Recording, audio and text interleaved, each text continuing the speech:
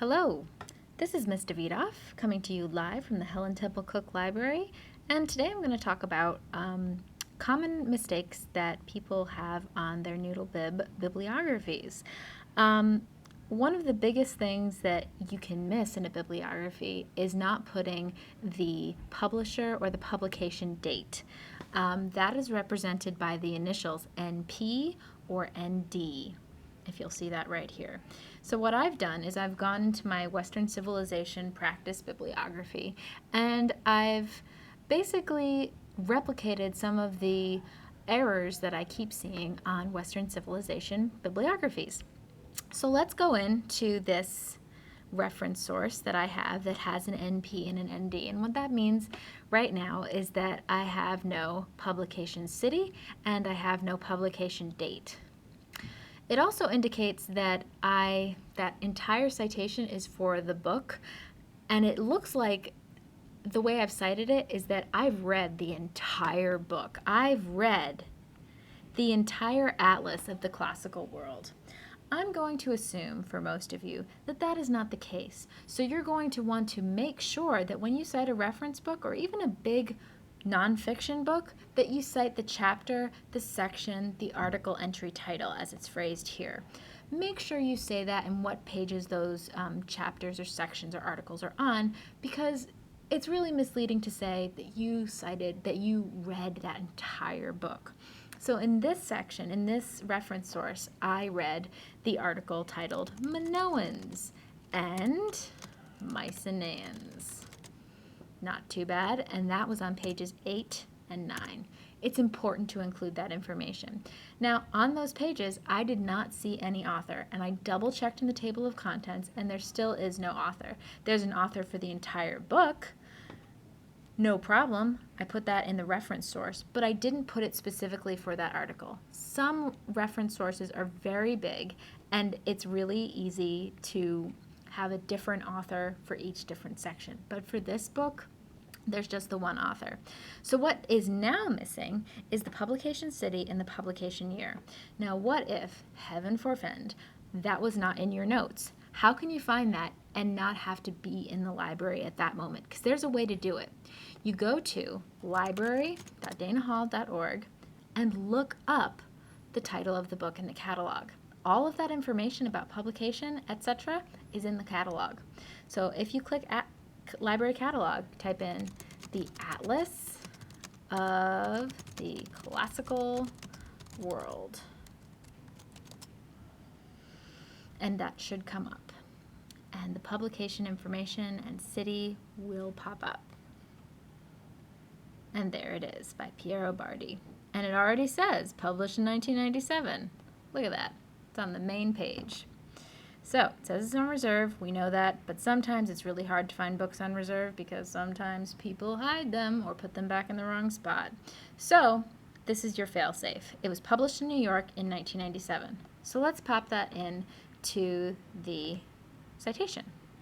New York, 1997. And you're all set. This is now a beautiful citation, and you shouldn't have to worry. Basically, what I want you to look for is the NPs and the NDs and the end pages. I really want you to have page numbers if you've used a specific section of a book. That's important. You didn't read the whole book, and nobody expects you to. They just want to know where exactly you got the information from. It's a pointer for your teacher. Another thing that I'm seeing a lot of is in databases, people are citing the entire URL. This URL does not help your teacher really all that much. They just want to know that you got it from the ancient history or the ancient and medieval eras database. So let's go in and edit that puppy. Basically, you're going to want the root of that URL. You're going to want ancienthistory.abcclio.com. So we will do this.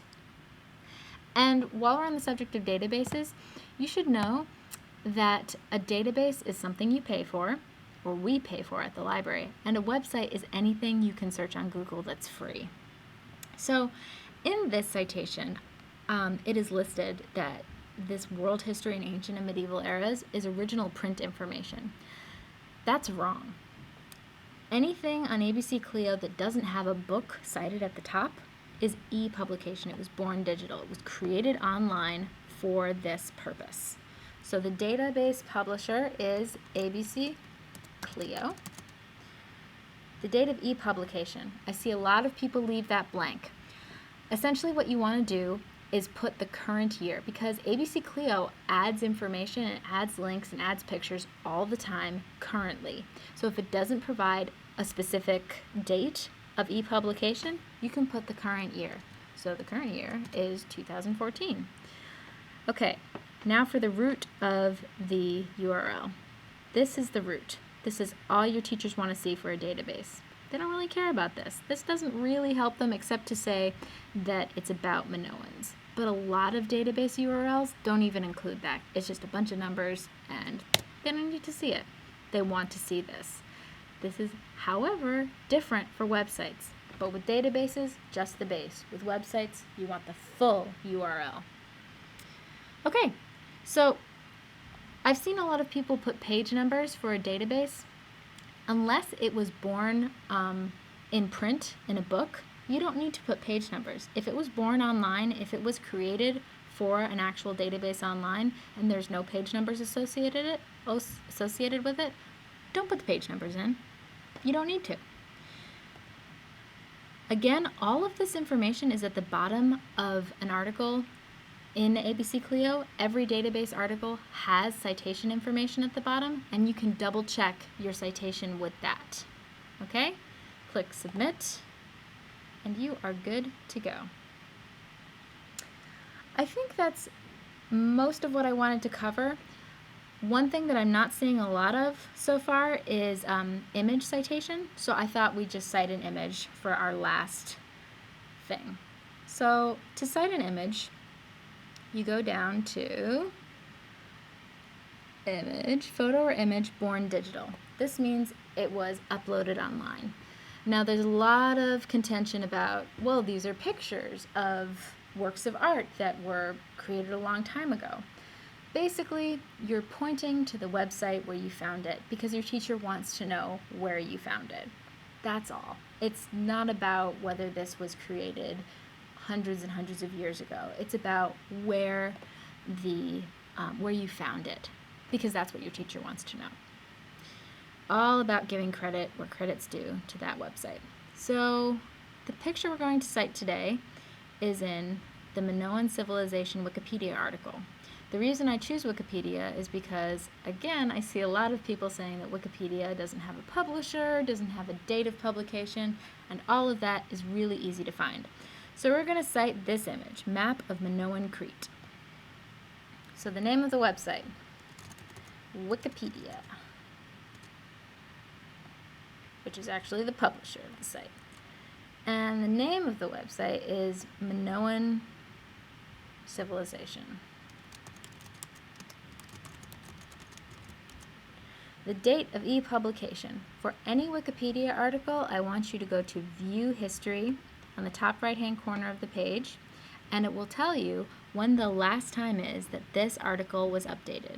Now for Minoan Civilization, that's the 25th of September, 2014.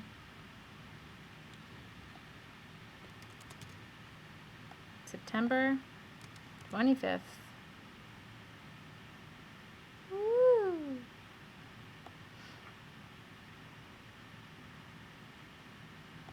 2014. Now, it's important that you include the entire URL, and not the URL for the image. I want it to be for the website, the whole page. And then your teacher will be able to go to the website and find the title of the image. So, here's the URL, pop it in, and now it's asking for what's the title of the photograph? So the title of the photograph is Map of Minoan Crete.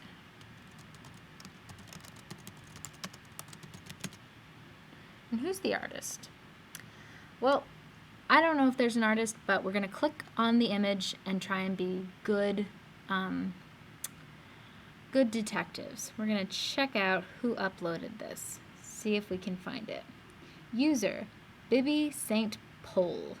own work. And it's saying that this is where it's from, map background, map Greek, sanctuaries. Okay, so if you want, you can put in the user who uploaded this image. Good thing it's Creative Commons, means you can use it. We'll talk about that later in skills. Bibby Saint Paul. Okay, there's the artist, and it's all set. Submit, and you've got yourself a citation of an image on a website. Again, you want to make sure that you have a publisher for the site, you have a date of creation, you have it all. It looks good. Please come see any librarian if you have a question. Email library@danahall.org if you are not in the library or in school. We can always help you. And really, the best thing to look for is NP and D and pages. We don't want to see that. That's a red flag to your teacher and to your librarian. We want to see that you've tried to fill out everything that's possible. If you can't find the information, you can't find the information. But do your absolute best. And that is all from me.